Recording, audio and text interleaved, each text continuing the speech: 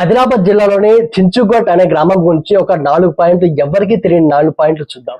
ఈ గ్రామానికి sign board చాలా తక్కువ. ఎవరైనా కొత్త వాళ్ళు వచ్చారంటే ఖచ్చితంగా స్థానికుల సహకారం అయితే కావాల్సిందే ఊర్లోకి వెళ్ళడానికి. బేసిక్ గా మనందరికీ టైం కావాలంటే గడియారం చూస్తాం కదా. సో ఈ గ్రామంలో అలా కాదు. ఒకవేళ వారికి టైం కావాల్సి వస్తే ఇది పూర్తిగా అడవిలో ఉండడం వల్ల జంతువుల శబ్దాలు, సో ఈ శబ్దాల వల్ల సో ఓకే ఈ టైంలో ఇదైంది, ఇది అరుస్తుంది కాబట్టి ఈ టైం అయింది అని చెప్పేసి ఈజీగా తెలుసుకుంటారంట. చించుగట్ అనే పేరు ఈ గ్రామానికి ఎలా వచ్చిందో తెలుసా? సో ఘాట్ దగ్గర చిన్న చిన్న వాగులు, చిన్న చిన్న నీటి ప్రవాహం శబ్దాలు ఉంటాయి కదా. సో ఆ శబ్దాలను బట్టే ఈ గ్రామానికి చించుగట్ అనే పేరు వచ్చిందట. ఈ గ్రామంలో ఉండే ప్రజలు మార్కెట్ కు ఎక్కువగా వెళ్ళరంట.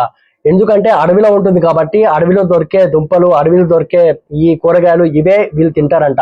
అండ్ ఇంకో ఇంపార్టెంట్ విషయం ఏంటంటే అక్కడ ఉన్న ఔషధ ఈ మూలికలు ఉంటాయి కదా. సో ఈ గ్రామంలో ఉన్న వాళ్ళకు తెలిసినంత బయట ఎవరికి తెలియవంట.